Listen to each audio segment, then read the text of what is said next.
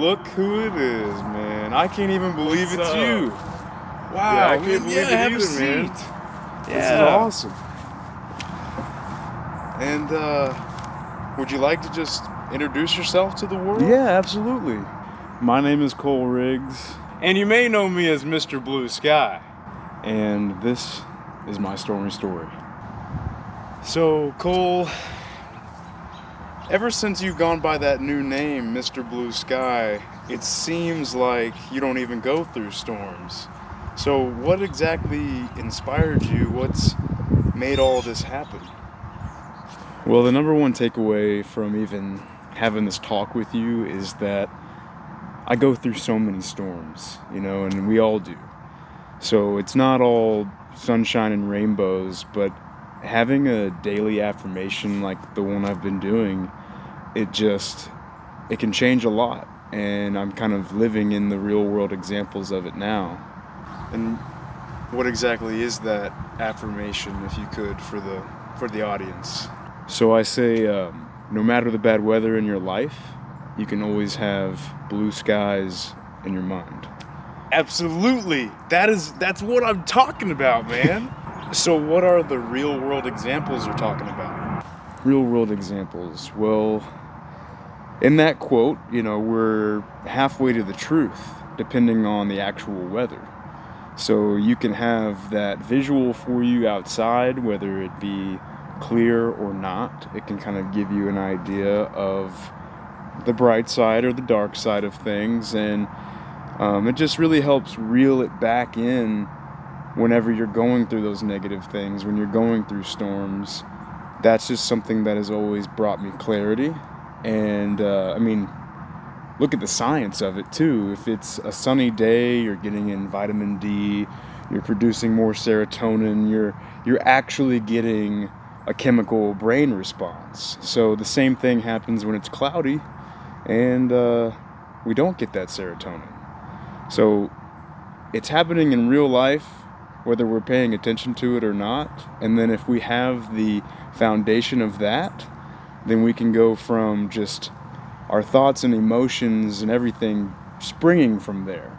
So springing from negative foundation and from cloudy, rainy foundation, it's going to lead to cloudy and rainy thoughts and emotions. That's so simple yet so complex. What even got you to an outlook like that? Well, really what started all of this was the biggest storm that I've probably ever been through, and hope it's the biggest one I'll ever go through. It's actually the anniversary of it this month. And so do you even feel comfortable sharing something like that with us? I mean, that's what we're here to do, right? Share our experience and learn from our failures, learn from our storms, and grow. That's exactly my point. So let's hear the storm that made Mr. Blue Sky. Oh, man. Well, it was 6 years ago now. It's kind of crazy how far back it seems, but it just gets further and further in the rear view. I think that all of us, we tend to put ourselves on this pedestal, and we have these high hopes and these dreams and these passions and just all the things that we want for ourselves.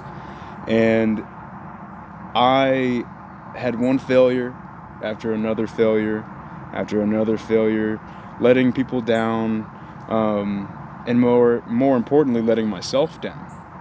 So letting yourself down can lead to this inner monologue that just tells you you're no good, makes you hopeless, makes you want to quit everything. And that may not be everybody, but I was one of those people, and I was letting myself fall into a rut, fall into darkness, really, and just letting all the failures add up. So when it came time to really feel everything, I was feeling everything. Every possible negative emotion it could be, and it was pouring rain. So, and in those moments, I didn't have that metaphorical umbrella. I didn't even look for it. I didn't care.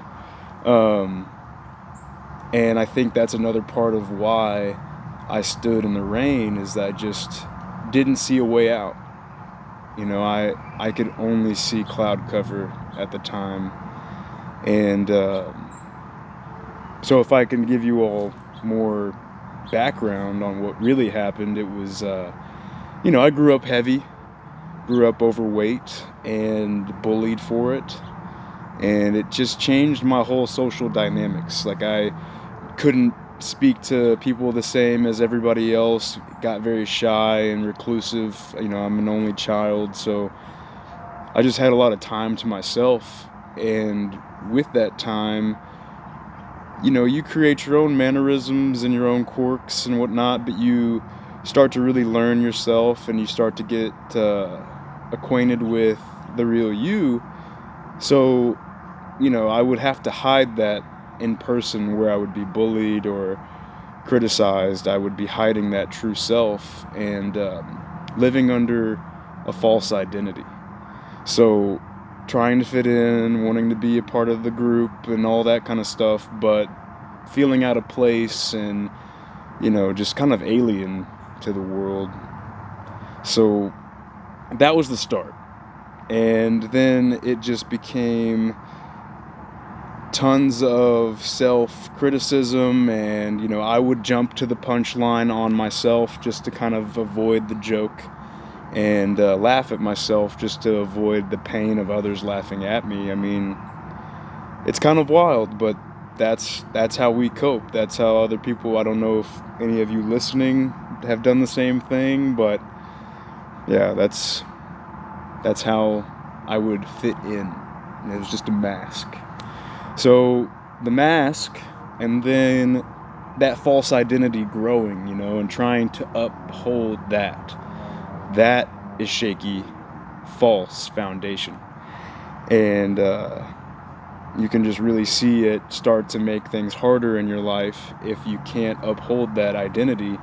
So, I got into bodybuilding, and I started to really focus on fitness and really try to grow into that identity of, like, I'm healthy, I'm disciplined, I want to, chase the goal every day, and that's me. But that was something I was growing into, and it wasn't something I could just preach about without somewhat becoming a hypocrite. And that's another part where you feel false in your identity, because, I still will eat junk food, and I would still have these binging tendencies and just stuff from the past, right? So, like, we're never fully rid of the past. It's just something that kind of lingers with us. And I wasn't really letting myself keep that part. I was trying to cut it and make it like as if it weren't a part of me. But you can't do that. That's something I've learned you cannot do. You have to still hold on to every piece of you. It's still a piece of you. So, but yeah, and I got ready for a bodybuilding show. I got a 6-month prep with a coach, and just through the 6 months, everybody that was cool with me, friends with me, followed along and wanted to see the end result. And then some people were planning to come to the show, but situations with my roommates and with school and with things just stressing me out, I let it all come down on me. And 3 days before my bodybuilding show, I had a binge eating episode. And within 24 hours, and you may not believe this, but within 24 hours, I gained 25 pounds. It wasn't weight that I kept, but it was, water, sodium, just all the junk food that I hadn't had in 6 months, all in one night. And that came from a mental breakdown. I mean, really, I just let go. I let go of the discipline. I let go of the goal. I let go of everything, all because it felt good to just say, like, you did it. You've accomplished this much. Pat yourself on the back. and now we're going to go this route because it doesn't really matter. Something convinced me that it didn't matter anymore. And that's that negative self-talk that we all go through. So I went through it, and then, I broke down from the aftermath, because the consequences of that was, I didn't do the show. I disappointed a ton of people. My mom had flown out, so I just felt like I wasted her trip, her time, her money, just all of that.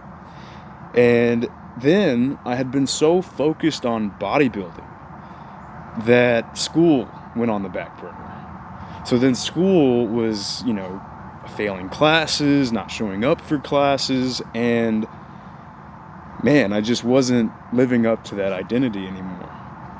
So with this conflict in myself, I barely wanted to wake up. I didn't want to get out of bed. I didn't want to participate in the false identity anymore. And I just kept letting those failures really live on behind me, just kind of laughing and pointing its finger at me in the present moment, and regretting and feeling guilty for not accomplishing what I said I would.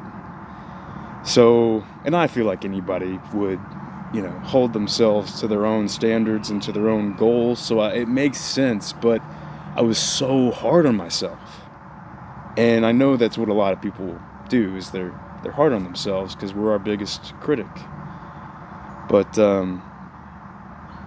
man, who knew I was going to be so mean to myself? So, to continue the story, I started to get back into bodybuilding. I had to come back from Arizona. I moved out to Arizona for school, and I moved back home to Louisville and got straight to work. I had to work to see if I could get back to school or move back to Arizona, and I really wanted to, so straight to UPS, the first job I could get. And it's, manual labor, and you're just, there's like fans not working, it's hot, it's summer, and you're sweating your butt off every day. But 3 weeks into it, I tore my labrum in my shoulder. Yeah. So, not even something in the gym, but I didn't find out until a year later, really, or I didn't get surgery until a year later, after I had made enough money to at least get out there, get back in Arizona, and get to work. I didn't go back to school. And I focused more on the fact that a relationship was starting. I met someone in Arizona. We became girlfriend and boyfriend and got a place and rushed into everything.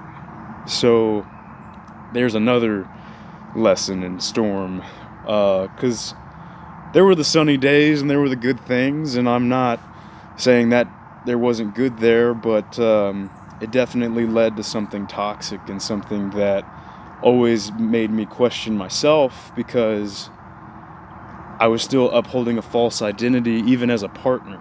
I was trying to be someone I wasn't anymore for my girlfriend. I know, it's crazy. So upholding that identity, not really living in it anymore, you're just living a lie every day. And it's, I'm reflecting on it now with you talking about it, but I was living a lie every day.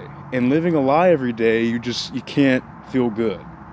So you're just constant cloud cover, constant storm and rain, and just, to be honest with you and the audience, I hated myself. I didn't like who I was becoming, and I didn't like who I was as a partner. I didn't feel good in my own skin. So as a son, as a friend, as a boyfriend, and just as a person, I didn't feel adequate. And I was living under my own standards, but they were standards given to me through what I learned from my parents, what I learned from bullies and friends and people around me trying to judge and tell me how to be, I listened and I paid attention, and I was a sponge to all of that. So it created Cole. And so whenever I finally let it all come down on me, I was alone. It was a breakup. I had no money to my name anymore. I was at the end. So I said, why not? Why not let this be the end? And the last of my money, I got gas, and I went to Walmart, and I got a fifth of vodka. And for anybody who knows me, I don't drink. I'm not a drinker. I've never really had a problem with drinking. I just don't. It's not my thing. So this was like something to help assist, because I knew what I was about to do would be nearly impossible to do. But I chugged the fifth and grabbed a kitchen knife, sat there in my bedroom, and the craziest thing is that I went to my wrist, just to make everybody at home know what's going on. I went to my wrist, and I could not watch. I could not watch what I was doing. But I saw it into my wrist. And the entire time, I looked up. I had sad music playing, I remember, and I just cut deep enough to think that I would die and bleed out. And obviously, I'm bleeding everywhere, and I'm drunk at this point, so I'm freaking out and crying for help now, because I'm terrified and I know I could die, but I then know I don't want to die. And that was like, even sitting here right now, I feel that again, and I remember not wanting to die. And so if anyone's listening to this story, if you hear me now, know that it's not the answer. It is not the answer. And so that, led to the hospital. It led to medication and therapy and so much. So that was the storm. It was the biggest storm I've probably ever gone through. And the fun thing about it all is what it taught me. Because it's such a terrible thing to go through, and you should not have to go through this to get to where we are now. I never wish this on anyone. I just know that from that experience, it taught me that in our darkest hours, we will see the light. We have no choice. And when we make the choice to follow that darkness and to go down the thoughts of suicide, we don't realize who we're really hurting other than ourselves. We're hurting our families and our friends and anyone who cares about us. Even if you feel like no one cares about you, they do. And the moment that those people find out you're gone is when it's realized. But realize it right now with me and Mr. Blue Sky as we talk about this, because this is why this is a thing. This is why you do this, right? So it led to me having a second chance at life. And I felt that people out there that are going through similar storms, or not even similar storms, but just storms, I don't want it to lead to them killing themselves. I don't want it to lead to them thinking life isn't worth living, because it is.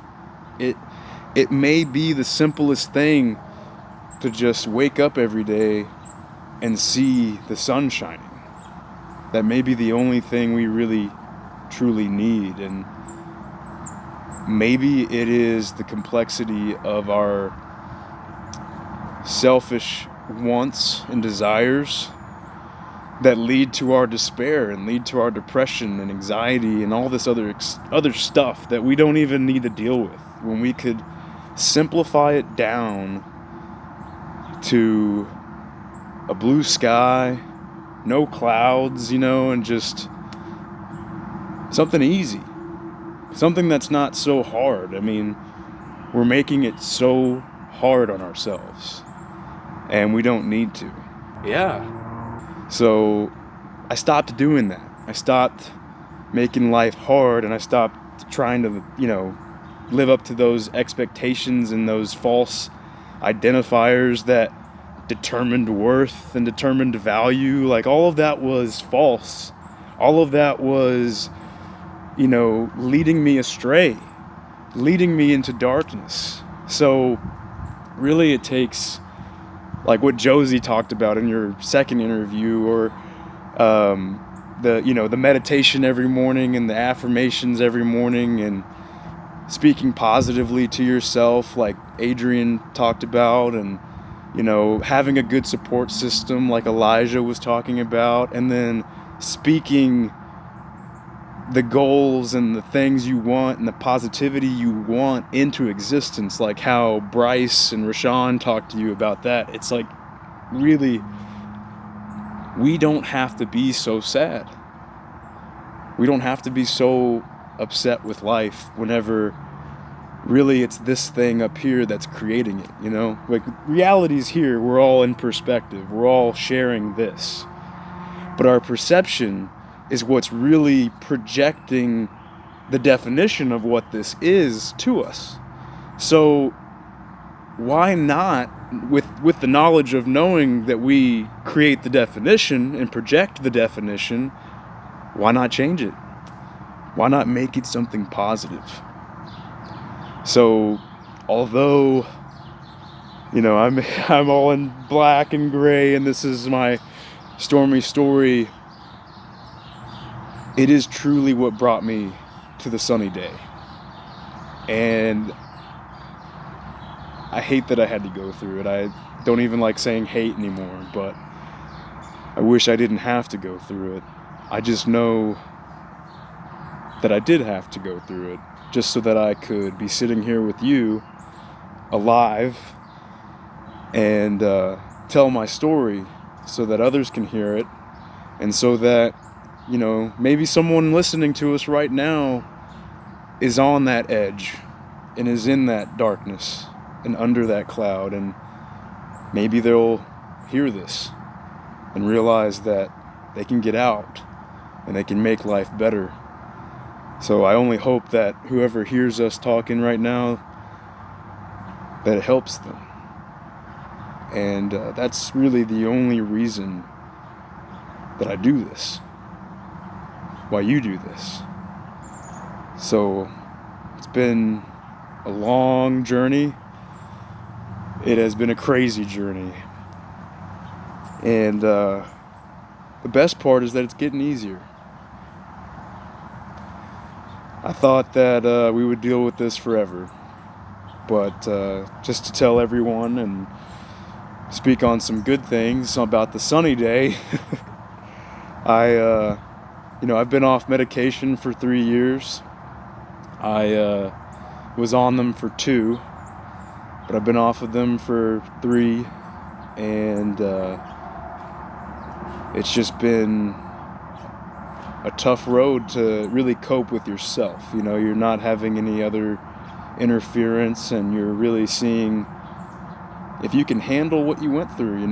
There's trauma, there's things that we will carry with us forever, but I have a hard time being upset. I have a hard time being negative, and I have a hard time letting myself go into that type of self-talk anymore.